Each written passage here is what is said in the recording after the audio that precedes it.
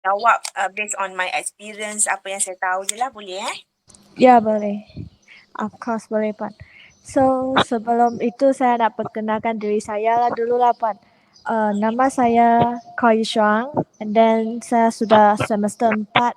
So, untuk SEM ni, saya punya tugasan ialah saya perlu interview seorang kaunselor berdaftar, di mana Puan lah. And then saya perlu tanya tentang kod etika, dan kod etika yang telah saya pilih ialah bahagian A, iaitu perhubungan menolong. So, okay. So, saya perlu bagi tahu Puan bahawa saya perlu rekodkan meeting ini untuk sebagai satu bukti saya bahawa saya ada buat assignment ni. So, okay. Okay, saya sudah siap perkenalkan diri. So, Puan, adakah Puan boleh tolong kenalkan diri Puan? Boleh. Selamat pagi, terima kasih Yi Shuang kerana sudi nak berkongsi dengan saya lah, mungkin nak belajar dan sebagainya. Okay, nama saya Wan Norizan binti Wan Osman. Saya bertugas sebagai pegawai psikologi, kaunseling di Kementerian Kesihatan Malaysia. Saya berkhidmat di Hospital Rehabilitasi Cerah. Sebelum ni saya bertugas di Ibu Pejabat Kementerian Kesihatan Malaysia. Ya. So now di sinilah. Saya pun baru dalam perkhidmatan lebih kurang 9 tahun macam itulah. So saya juga graduate daripada Universiti Utara Malaysia. Ya. So, anak sulung. Yeah. Okay, so terima kasih kepada Puan kerana sudi bantu saya lah untuk join temu bual ini. So, adakah Puan sudah ready? Saya akan tanya soalan. Boleh. Okay, so actually saya pilih bahagian ini sebab saya nak tambahkan lagi pemahaman saya dalam kod etika inilah. So, kita move kepada soalan pertama, iaitu bolehkah Puan terangkan secara ringkas tentang pemahaman Puan bagi bahagian A ni tentang perhubungan menolong ini? Okey, mengikut pemahaman saya.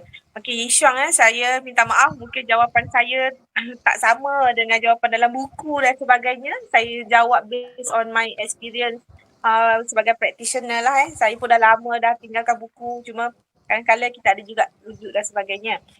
Okey, kalau mengikut pemahaman saya, bahagian A, hubungan menolong yang dimaksudkan di sini sebagai seorang kaunselor profesional berdaftar, dia adalah satu perhubungan menolong secara profesional. Kalau orang di luar sana menolong, kita dah dengan perkataan menolong itu sama dengan membantu orang. Jadi menolong yang dimaksudkan di sini dia adalah satu proses yang profesional berlandaskan etika. Yang paling penting adalah berlandaskan Akta 580. Sebagai seorang kaunselor berdaftar, nak ataupun tidak, Akta 580 mesti kita pegang. Semua yang tersenarai dalam akta dan dia ada etika-etikanya. Perhubungan menolong dia adalah proses. Dia mesti diikuti dengan pendekatan-pendekatan kaunseling yang kita gunakan. Dia tidak boleh kita meletakkan nilai-nilai kita, dia tidak boleh kita melangkaui akta, melangkaui garis-garis etika, kita tidak boleh. Memang kita berpandukan itu. Itu bezanya antara kaunselor dengan profesional lain. Contohnya macam saya bertugas di Kementerian Kesihatan. Kalau Yishuan boleh nampak juga di Kementerian Kesihatan, kita boleh nampak bilik kaunseling ubat-ubatan. Betul. Jadi kaunseling di sini ramai orang guna. Tapi apa yang membezakan seorang kaunselor berdaftar dengan orang yang claim mereka buat kaunseling tetapi tidak berdaftar, tidak belajar pun bidang kaunseling. Itu yang membezakan kita.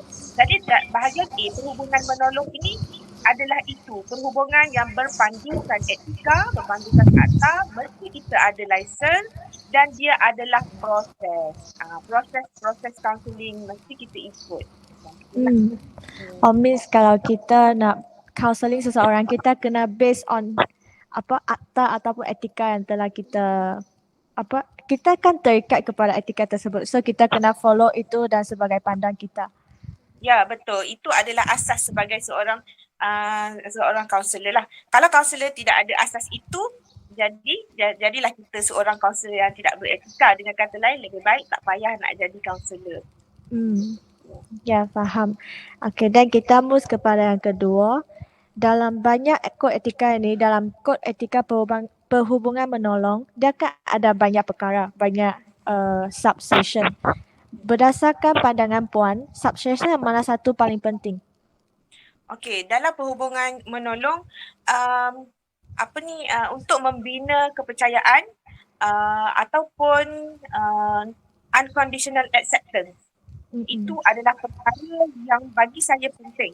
Kalau kita sebagai seorang kaunselor, kita nak tahu kita ni adalah kaunselor yang macam mana. Bagi saya tidak tahu orang lain. Bagi saya, kita kena test skills kita. Kita dah belajar apa cara yang ada untuk kita test kita punya skill. Kalau kita tak test, kita tak tahu kita boleh pergi mana our potential. Kita boleh handle ataupun tidak klien yang macam ni. Sebab apa saya cakap macam tu, kita buat perhubungan menolong secara profesional. Dan kita kena ingat bahawa kita juga manusia. Kita adalah manusia yang dibesarkan dengan nilai-nilai yang tersendiri. Macam Yishuang, dibesarkan dengan budaya yang tersendiri. Saya dibesarkan dengan budaya yang berbeza. Tetapi kita adalah sama. Kita ingin menjadi kaunselor dan profesional. Okay, untuk menyampaikan perkhidmatan kepada klien kita. Jadi, benda ni kita dah belajar. Ilmu-ilmu, kemahiran-kemahiran kaunseling, pengetahuan kaunseling, kita dah belajar. 4 tahun universiti. 2 kali kita praktikal. 1 di dalam, 1 di luar. Kita buat lagi thesis. Jadi, bolehkah kita menjadi kaunselor yang betul-betul berkualiti? Saya tak kata saya ni adalah kaunselor yang berkualiti. Saya tidak tahu. Tetapi, kita kena juga ada self-efficacy. Maksudnya kita yakin dengan diri kita mampu buat. Kita adalah kaunselor yang baik. Macam mana kita nak yakinkan diri kita sendiri kita adalah kaunselor yang baik. Jadi kita kena test kemahiran-kemahiran kita. Kita kena test pengetahuan-pengetahuan yang kita dah belajar. Contohnya yang saya cakap tadi, unconditional acceptance. Adakah semua latar belakang klien kita boleh terima? Sebab kita sudah belajar multicultural. Islam pernah berdepan berapa kategori klien? Cuba kita tanya dulu. So far, kalau untuk tugasan lah, saya sudah buat dalam 5 kali lah untuk klien. Tetapi klien yang tak sama bangsa dengan saya. Okey, itu adalah daripada segi ras, bangsa. Mungkin latar belakang daripada segi perbezaan umur. Latar belakang daripada segi demografi. Ada yang berasal daripada luar bandar, dalam bandar dan sebagainya. So, kita test lagi. Klien yang berada di penjara, pernah ada pengalaman. Klien yang berada di mana-mana. So, kita test semua. Klien yang mungkin berada di pusat kuarantin, klien yang berada di rumah perlindungan, kanak-kanak yang didera, klien yang berada di pusat-pusat pusat-pusat krisis dan sebagainya. Jadi kita lagi banyak, lagi besar pengalaman kita mengendalikan kes, lagi banyak kita punya pengetahuan dan kemahiran dan kita akan jadi lebih yakin untuk kita mengendalikan kes-kes. Contohnya kalau kita belajar, kita intern kan. Bagi saya, lebih baik kita intern di tempat yang berbeza. Contohnya, masa first intern, kita intern di dalam universiti. Klien kita terdiri daripada pelajar-pelajar. Okey, untuk second, kiranya ada peluang, kita intern di tempat lain pula. Di Jabatan Kebajikan Masyarakat, mengendalikan klien-klien berbeza dan sebagainya. Lagi satu, aspek yang penting di tanya saya adalah aspek etika dalam kaunseling untuk kita membina kemesraan, untuk kita membina kepercayaan klien itu adalah sesuatu yang penting sebab bukan semua yang datang kat kita akan percaya pada kita. Jadi kita sebagai kaunselor, kita kena tunjukkan yang kita adalah kaunselor yang boleh dipercayai. Trustworthy. Untuk menjadi kaunselor trustworthy, kita yang kena bina. Dan yang paling penting juga 5 aspek etika dalam kaunseling. Dulu kita belajar dekat universiti tak apa 5 aspek etika. Contohnya yang pertama autonomi. Hormat hak-hak klien. Walaupun kadang-kala kita kena terima klien kita ni datang dengan nilai yang berbeza dengan kita. Klien kita ni mungkin seorang penjenayah. Jadi itu adalah hak autonomi. So, kita kena benarkan klien buat keputusan dia. Bukan kita yang meletakkan keputusan kita, pilihan kita, kita paksa klien ikut kita bagi nasihat itu sesuatu yang salah. Yang kedua, non-maleficent. Kita tak boleh bagi mudarat kepada klien. Mudarat yang macam mana? Contohnya, perkara yang mudarat kita bagi nasihat. Nampak betul, tapi contohnya kita bagi tahu macam saya pernah mengendalikan kelompok maknyah. Contohnya saya bagi tahu, tak boleh macam ni. Ini adalah salah di sisi Islam, salah di sisi undang-undang. Kamu tidak boleh macam ni. Jadi kamu tidak akan diterima oleh masyarakat. Nah, bayangkan apa yang akan berlaku. Jadi itu. Kita boleh memberi mudarat kepada klien walaupun nilai kita terasa betul. Yang ketiga, kebajikan klien. Kita kena bantu klien kita untuk mencapai the wellness, kesejahteraan. Yang keempat, keadilan. Justice. Kita kena bertindak adil kepada semua pihak. Kadang-kadang kita juga mengendalikan kaunseling keluarga, kaunseling kelompok dan macam-macam. Jadi, kita kena bertindak adil, menggunakan prinsip-prinsip kaunseling. Dan yang ketiga, loyal. Of course, kesetiaan dan kejujuran. Maksudnya kita mengendalikan klien kita dengan penuh kejujuran. Jadi, kita yang paling penting adalah rahsia. Itu adalah tugas kita. Walaupun kita rasa kenapa kes dia macam ni? Ataupun ada je yang tanya, contohnya bila di setting pekerjaan, klien yang dirujuk, akan adalah orang-orang yang mungkin hadir kat kita bertanya, macam mana kes ni, apa perkembangan kes ni, betul ke dia ni macam ni. Jadi kita kena ingat, kita mesti setia kepada klien kita, kita kena jaga dia punya kerahsiaan. Itu yang kita kena buat sebagai seorang kaunselor supaya kita menjadi kaunselor yang trustworthy. Bila kita menjadi seorang kaunselor yang dipercayai, sudah tentunya perkhidmatan kaunseling itu sendiri akan diangkat sebagai satu perkhidmatan yang profesional dan boleh dipercayai. Yang paling penting ialah kita kena bagi klien kata kita boleh dipercayai dan kita ikhlas untuk bantu dia. That's why dia baru akan percaya kepada kita dan dia baru akan kongsikan segala masalah dia dengan kita. Ya, betul. Kita nak membantu klien kita ni untuk sejahtera kan dengan pilihan dia, dan kita sebagai kaunselor hadir sebagai orang yang bersama-sama. Faham. And then kita ke apakah jenis maklumat yang wajib diberitahu kepada klien sebelum kita mulakan sesi? Kalau maklumat yang wajib diberitahu kepada klien, biasanya kita akan buat dalam proses masa kita nak bagi inform consent. Kita bagi tahu saya Wan, saya adalah kaunselor berdaftar. Jadi kita akan mulakan sesi. Sesi ini biasanya akan mengambil masa lebih kurang 40 minit ke 1 jam. Jadinya sesi ini akan berlangsung secara secara persetujuan bersama. Kita harap dia percaya pada kita, macam itulah. Kita bagi tahu dia maklumat-maklumat lah. Kita bagi tahu maklumat, kita kena bagi tahu dia yang kita ni adalah kaunselor profesional, kita berdaftar dan sebagainya.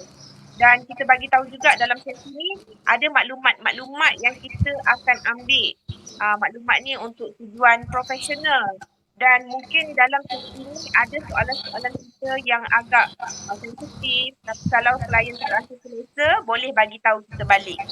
Macam tu. Dan kita bagi tahu juga proses kaunseling ni adalah rahsia.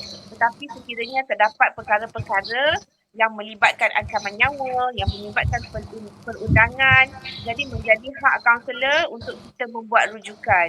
Macam tu. Dan klien juga ada hak. Kalau kata sesi kaunseling ni klien tak setuju, rasa tidak membantu klien boleh bagi tahu kaunselor untuk kita bincang balik mengenai penamatan sesi. Itu perkara-perkara ni memang kita akan bagi tahu klien. Faham.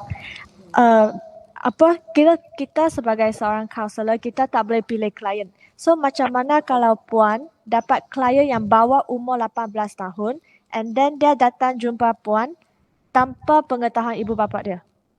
Okey, kalau kita dapat klien yang bawah umur 18 tahun tapi dia tak bagi tahu ibu bapa dia. Sebagai seorang kaunselor yang trustworthy, kita kena mengikut undang-undang. Itu adalah perkara yang wajar yang kita perlu patuhi dan kena ingat kanak-kanak ini di Malaysia dia tertakluk di bawah Akta Kanak-kanak lah. Maksudnya kanak-kanak ini memang di bawah seliaan penjaga, ibu bapa ataupun penjaga. Jadi kalau dia datang pada kita tanpa pengetahuan ibu bapa dia, sebenarnya di bawah umur, mahu ataupun tidak, memang kita kena maklumkan kepada ibu bapa. Jadi itu bergantung kepada kemahiran seseorang kaunselor itu. Sebab tu kaunselor mesti ada kemahiran memujuk, kemahiran pelayan. Kita mesti pujuk budak ni dengan kemahiran yang ada, kita bagi penerangan kepada dia bahawa ibu bapa wajar tahu. Ibu bapa mungkin tak tahu keseluruhan isu yang kita bincangkan kat sini. Tapi mengenai perkhidmatan yang datang jumpa kaunselor, saya harus bagi tahu ibu bapa kamu. Macam itulah. Cuba untuk pujuk dia lah kan. Kita kena pujuk dia sebab dia berkait dengan akta, berkait dengan etika. Jadi kalau kanak-kanak di bawah umur, dia memang kita kena bagi tahu ibu bapa dia. Sebab apa? Sebab kita ni kaunselor, kita berdepan dengan undang-undang juga. Bayangkan kalau kita rahsiakan perkara ini, yang memang kaunseling itu rahsia. Tapi kalau kita melanggar akta yang mana kita tidak merujuk perkara ini kepada ibu bapa, kita tak maklumkan kepada ibu bapa, sekiranya berlaku sesuatu kepada ibu bapa, kepada kanak-kanak ini, bayangkan Yushuang apa akan berlaku kepada kita. Kita akan menjadi seorang kaunselor yang tidak ada prinsip dan etika. Okay? Betul. Macam mana kalau klien tu tahu kita nak bagi tahu ibu bapa dia, tetapi dia masih, kita tak dapat pujuk dia. Kalau dia kata kalau kamu bagi tahu ibu bapa saya bunuh diri bagi kamu tengok. Kalau macam ni macam mana? Okey, kalau klien tu kata, kalau kamu bagi tahu ibu bapa saya, nanti saya akan bunuh diri. Okey, dalam perhubungan menolong, saya ada sebutkan tadi dalam masa kita konsen tu, buat konsen tu, ada perkara-perkara yang kita sebagai kaunselor dia dah terbatas kita punya hak-hak itu. Okay, maksudnya kerahsiaan itu terbatas. Sekiranya berlakunya perkara-perkara yang berkaitan dengan ancaman nyawa, berlakunya perkara-perkara yang membabitkan perundangan, kita mesti membuat laporan. Jadi kanak-kanak ni dia kata saya nak bunuh diri. Jadi nampak tak ada dua isu kat sini. Yang pertama dia adalah kanak-kanak. Yang kedua dia nak bunuh diri. Betul. Kalau dia ada menyebabkan ancaman, kita kena bagi tahu pihak yang ketiga. Ya, betul. Okey, faham. And then seterusnya, kalau puan jalankan sesi bersama seorang klien and then mendapati bahawa dia bukan hanya sekadar mempunyai seorang kaunselor, tetapi dia tak bagi tahu puan, apa yang puan akan buat? Okey, sekiranya klien saya tu dia ada dah kaunselor yang lain tapi dia tak bagi tahu saya. Okey, biasanya kalau kami di Kementerian Kesihatan Malaysia, kami ada satu sistem data dan untuk merekodkan data-data dan statistik klien kita lah. Case Management System ataupun KMS. Itu kita punya sistem. So dalam KMS ni memang akan, kalau kaunselor di Kementerian Kesihatan, contohnya klien A datang kepada kita, record dia sudah hadir sesi kaunseling di Hospital Kuala Lumpur. Okay, so bila kita key in, akan keluar pop-up kat situ, kita dah tak boleh nak key in. Sebab sesi masih aktif di Hospital Kuala Lumpur. Jadi kita tak boleh terimalah kes ni. Jadi itu senang. So, kita akan boleh detect secara direct kes-kes yang telah dikendalikan oleh kaunselor. Tetapi kalau kaunselor ini, kalau di luar sana, klien ini telah hadir ke sesi kaunseling, tapi dia hadir pula kepada kita, tapi dia tak bagi tahu kita, kalau kita tak tahu, kita boleh teruskan lah. Sebab dalam sistem pun tidak ada. Contohnya mungkin kaunselor-kaunselor di luar sana dia tidak ada sistem yang KMS tu. Jadi itu bukan salah kaunselor. Sebab memang kaunselor tidak tahu dan klien pun tidak bagi tahu. Tetapi sekiranya walaupun klien tak bagi tahu, tapi kaunselor sudah ada maklumat bahawa klien ini telah menjalani sesi kaunseling di tempat lain, dan kesnya masih aktif, jadi kita sebagai kaunselor, kita kena genuine. Kita kena jujur bahawa kita tidak boleh terima kes ini. Sebab satu klien hanya boleh dikendalikan oleh satu kaunselor sahajalah. Sebab mungkin pengurusan atau manajemen itu berlainan. So, kalau kami di Kementerian Kesihatan Malaysia, satu klien hanya satu kaunselor. Tidak boleh ada dua kaunselor. Oh, so dia adalah salah lah kalau klien tu dia jumpa lebih daripada satu kaunselor. Is it possible kalau kedua-dua orang kaunselor tu dia bekerja sama untuk bantu klien ni? Okey, kami di Kementerian Kesihatan Malaysia memang pengamalan yang kami di sini perkhidmatan kami kami tidak boleh menerima klien yang sama. Okey, jadi satu kaunselor, satu klien. Saya ingatkan boleh ada kerjasama antara dua orang kaunselor untuk bantu klien tu. So tak boleh. Tidak buat masa ni kecuali kes itu telah ditamatkan. So kaunselor baru boleh pass over kes. Contohnya, I bagi tahu you satu senario yang memang betul-betul berlaku sekarang ni yang sekarang. Okey, kes exit policy. Pernah dengar tak isu exit policy? Sorry, kes? Exit policy. Saya tak pernah dengar. Okey, kalau bekerja di perkhidmatan awam, di sektor awam, ada satu dasar kerajaan untuk mengeluarkan penjawat awam yang bermasalah daripada perkhidmatan. So, penjawat awam yang bermasalah ini kita tentukan daripada dia punya laporan pencapaian tahunan. SKT, sasaran tahunan dia dapat markah setiap tahun kurang daripada 60 markah. So, sebab dia tak perform, dia tak boleh nak kerja. Jadi majikan dia, bos dia bagi markah kurang daripada 60. Jadi, bila berlaku macam ni, individu ini akan dirujuk kepada kaunselor. Jadi bila kaunselor tengok dia selama 6 kali, apa yang berlaku sekarang ni, klien ini daripada Hospital Kuala Lumpur. So dia dapat markah kurang daripada 60 tapi dia ditukarkan ke Hospital Rehabilitasi Ceras.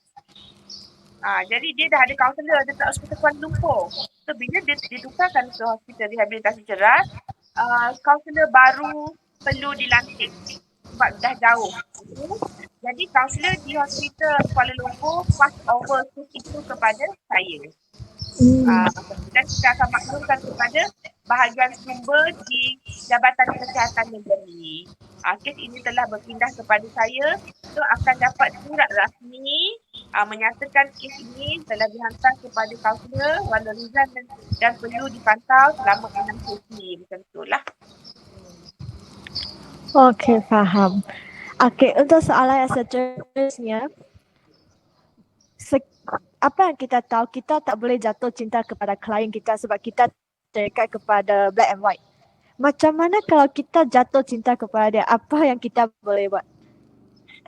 Ini adalah cabaran menjadi kaunselor Yi Shuang, kaunselor muda ataupun kaunselor tua sebab dia melibatkan perasaan dan kita adalah sebagai manusia biasa. Macam mana nak buat kalau kaunselor jatuh cinta pada klien? Itu kita panggil sebagai apa Yi Shuang? Apa tu? Apa terma dia kalau jatuh cinta pada klien? Jatuh cinta kepada klien. Counter transference, betul tak? Ya. Nanti cari ya. Okey. Ya, nanti saya cari. Itu adalah batasan ataupun limitasi kaunselor. Kaunselor tidak boleh jatuh cinta kepada klien melainkan kalau saya tak silap, yang ni Yishuang kena cari balik maklumat, melainkan selepas 2 tahun tamatkan sesi. Jadi kita sebagai kaunselor, kita tak boleh jatuh cinta pada klien. Kalau kita jatuh cinta juga, cintaku kepadamu tidak boleh diubah, kita tamatkan sesi segera. Okey? So, tidak boleh. Okey. Memang satu cabaran besar kan sebab kaunselor ni pun manusia dan dia juga akan jatuh cinta kepada Ah, Mungkin akan jatuh cinta juga kan. Tapi ini satu jadi, cabaran sangat besar. ya, sekurang-kurangnya hari ni saya dah bagi warning pada Yi Shuang, jangan jatuh cinta pada klien dan kalau jatuh cinta juga, kan tamatkan sesi dan berceritalah selepas itu. Cuma saya tidak pasti kalau di Malaysia, adakah pengamalannya selepas 2 tahun atau macam mana. Nanti yang ni Yi Shuang perlu cari ya. Ya, Uh, 2 tahun. dua Saya tahun kan? kemarin 2 tahun. Uh, Okey. So seterusnya, ya. contohnya satu situasi ni, seorang klien ni dia telah kehilangan kedua-dua kaki dia akibat kemalangan. Sebagai kaunselor kita tahu nasihat dia tu memang bukan satu cara yang sangat baik dah. Sebab kita nasihat dia kaki pun takkan tumbuh balik. So apa yang kaunselor boleh buat untuk bagi dia lagi semangat ataupun dari bidang apa yang kaunselor boleh cuba untuk bantu dia? Okey, kalau klien kita ni dia tidak ada kaki. Okey, saya tertarik dengan ayat pernyataan daripada Yi Shuang. Kalau kita nasihat dia pun sudah tak ada guna, dia pun ini dan sebagainya. Okey, kena ingat Yi Shuang satu perkara. Kaunseling bukan nasihat. Tetapi ada elemen nasihat dalam kaunseling. Tugas kita sebagai kaunselor, kita bukan bagi Bimbing. nasihat. Kita tidak ada nasihat, kita adalah proses-proses yang tertentu. Jadi untuk klien yang tidak ada kaki, mungkin disebabkan oleh berlakunya kejadian-kejadian traumatik seperti kemalangan, mungkin berlakunya penyakit-penyakit yang menyebabkan kaki dia dipotong, gangren ke, mungkin disebabkan oleh diabetik, kerosakan saraf dan sebagainya dan jadi klien ni kakinya kena potong. Jadi kita kena tengok juga sebagai seorang kaunselor, counselling trauma yang pertama. Jadi kalau counselling trauma dalam tempoh berapa lama selepas event ini berlaku, kejadian kaki kena potong ini berlaku, amputation ni berapa lama selepas event intervensi perlu diberikan. Selepas berapa lama kaunseling perlu diberikan. Sekiranya kaunseling tidak diberikan dalam tempoh berapa lama kepada PTSD dan sebagainya. Itu yang pertama. So biasanya kalau dalam kaunseling trauma, selepas 24 hingga 48 jam intervensi awal perlu diberikan kepada individu yang sedang berdepan dengan traumatic event. Proses amputation itu adalah satu traumatic event. Dan macam mana kita nak counselling klien-klien ini. Jadi dalam proses counselling, kita kena tengok level of traumatic itu dulu. Adakah dah settle ataupun belum? Adakah klien kita berada di dalam grieving atau macam mana? Adakah klien kita berada dalam denial ataupun depression ataupun anger ataupun dah accept dengan kejadian amputee itu. Jadi itu perkara-perkara yang kita sebagai kaunselor kita mesti alert. Okey?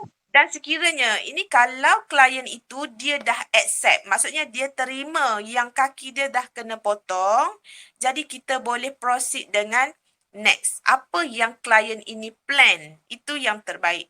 What's your plan? Okay, adakah dia nak kembali bekerja? Okay, kalau usianya adalah usia lanjut, dia adalah pasien yang yang geriatric, yang umur 80. Mungkin dah tak ada perancangan untuk bekerja. Jadi kita akan tanya, dia akan tinggal bersama siapa? Jadi kita akan tengok juga dia punya mobility fizikal. Sejauh mana klien ini mampu untuk berdikari. Yang kedua, kita kena tengok juga mobility daripada segi psychological mobility. Okay, sejauh mana. Kalau malam dia boleh tidur ataupun tidak. Dia selera makan ataupun tidak. Dia punya psychological functioning macam mana. Physiological functioning macam mana.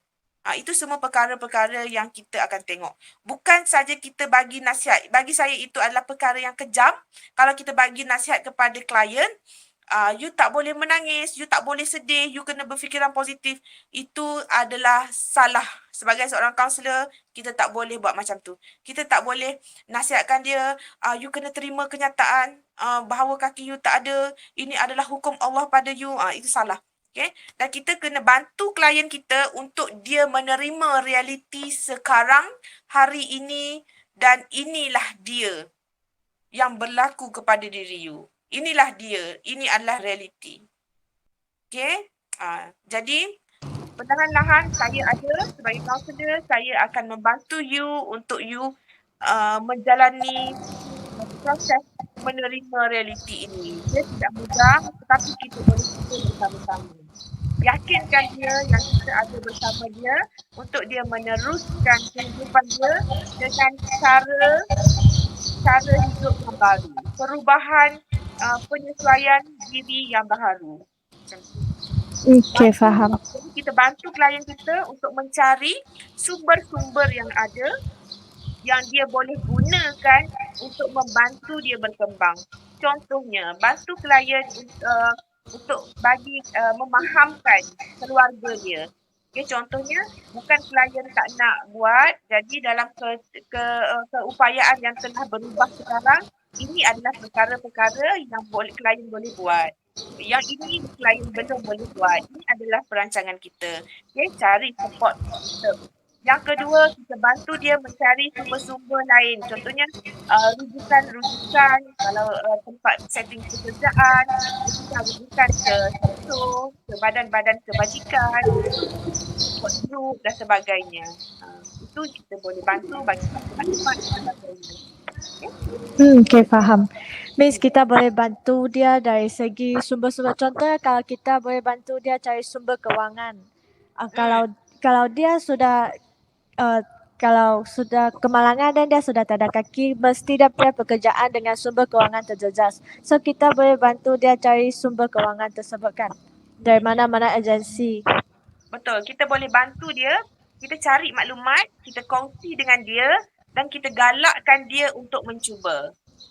Contohnya kita bagi tahu dia kalau kes yang biasanya berlaku, klien-klien pesakit-pesakit yang dah dipotong kaki tapi dia masih muda, dia masih ingin bekerja, so kita bantu dia. Okey, untuk bekerja, ini maklumat yang mungkin you boleh pergi, you boleh mungkin pergi ke SOCSO, ke pusat latihan SOCSO untuk dapatkan bantuan, training, return to work. You mungkin boleh dapatkan bantuan daripada Jabatan Kebajikan Masyarakat untuk pasang buat kaki palsu dan sebagainya. Jadi sekiranya you sudah ada kaki palsu, ini antara pekerjaan yang ada yang you boleh buat. Contohnya you boleh pergi ke Jabatan Kebajikan Masyarakat, you boleh mohon e-kasih. E-kasih ni dia akan bantu daripada segi modal, daripada segi latihan, pemantauan untuk you membina perniagaan yang baru sekiranya you minat. So kalau you berminat, ini borang you boleh dapati di website ini dan you boleh pergi ke Jabatan Kebajikan Masyarakat yang terdekat untuk bantu you. So itu maklumat-maklumat yang kita boleh bagi. Contohnya juga kalau klien tu dia dah bekerja tapi macam dipotong kaki, tapi dia masih dalam kerja, so kita boleh juga pergi jumpa dalam proses kaunseling, so kita juga pergi jumpa majikan dia untuk tengok di tempat kerja dia tu ada tak fasiliti-fasiliti OKU. Contohnya tandas ataupun tempat kerja dia. Kita bagi tahu nanti klien ni dia akan datang kat bekerja. Macam tu lah. Pekerjaan yang bagi bekerja. Okay, faham. And then untuk soalan yang terakhir, kita kalau semasa pandemik, mesti ada klien yang datang daripada negeri lain, and then dia tak boleh merentas negeri, dan dia amat memerlukan sesi kaunseling daripada kaunselor berdaftar. Macam mana? Okay, semasa itu kan kita boleh jalankan sesi secara online. Sudah boleh kan? Macam mana kita nak pastikan bahawa sesi secara online tu tepi sekeliling dia tak ada orang lain, sebab kita ada privacy kan untuk klien tu. And then kita nak macam mana tahu? Kita kena tengok body language dia. Kalau kita buat secara online, kita tak nampak dengan jelas, kita tak tahu apa yang dia buat kat bawah tu. So macam mana Pak atasi masalah ni? Okay, semasa pandemik, kita aktifkan perkhidmatan kaunseling dalam talian kan. So, waktu itu sahaja kaedah yang kita ada untuk kita memastikan penyampaian perkhidmatan ini sampai kepada komuniti, sebab komuniti di luar sana dia tidak boleh keluar dan sebagainya. Okay, jadi perkhidmatan alternatif yang ada bagi mengurangkan kemudaratan adalah e-counselling. Dan e-counselling ni memang betul Yishuang dia ada kelemahan dia. Kelemahannya yang pertama memang kita tak boleh nampak the whole body language. Walaupun kita buat video call, contohnya macam sekarang ni kita ada juga perkhidmatan video call dengan klien tapi kita tak nampak klien kita buat apa kat bawah. Klien kita pegang pisau ke? Klien kita nak apa? Nak buat self harm ke? Semua kita tak nampak. Di sekeliling klien kita tu macam mana? The body language. Tapi itu saja yang kita boleh buat. Contohnya kita kena bila menjalankan sesi kaunseling di dalam talian, kaunselor mesti alert dengan perubahan suara, dengan apa sahaja sumber yang ada yang kaunselor boleh identify.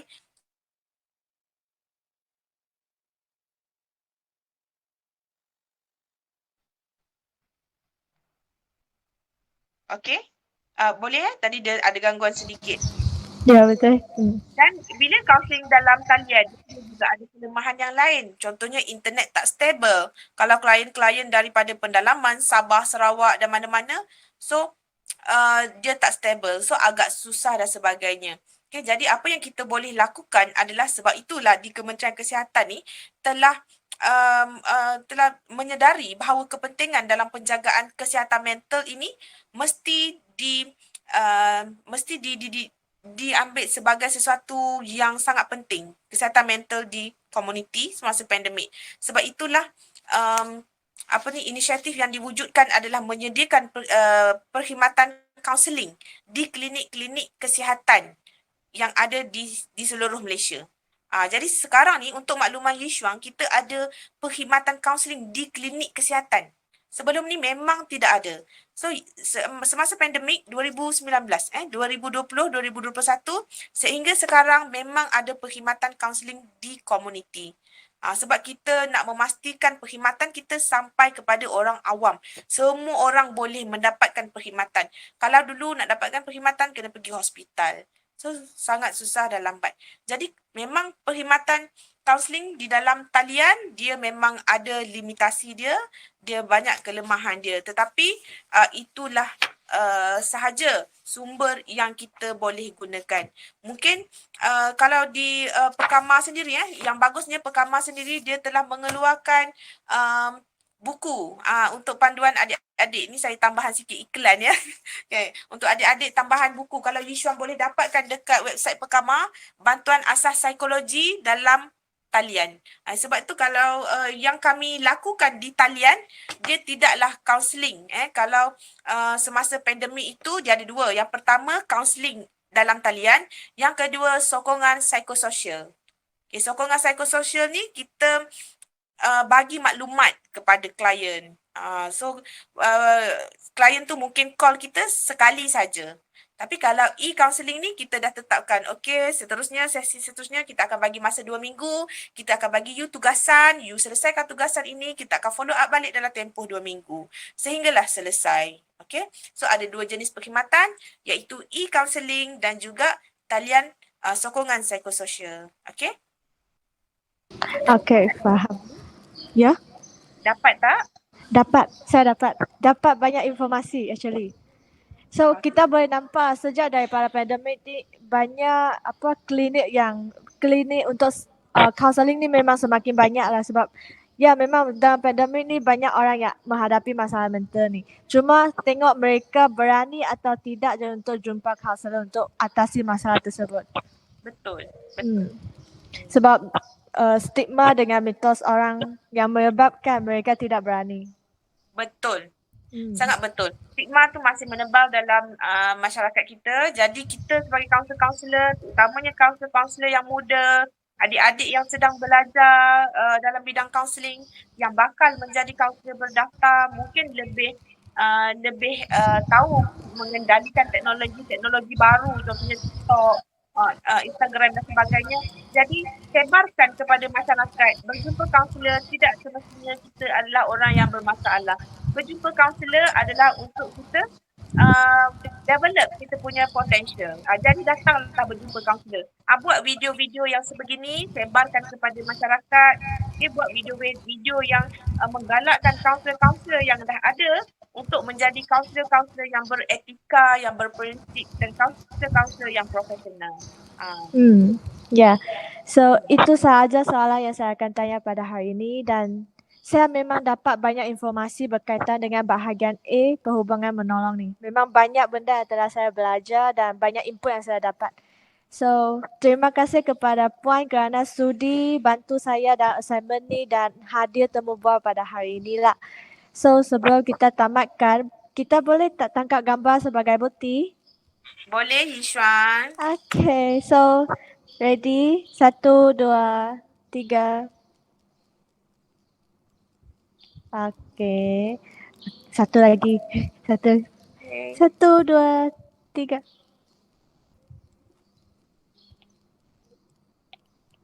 Okay.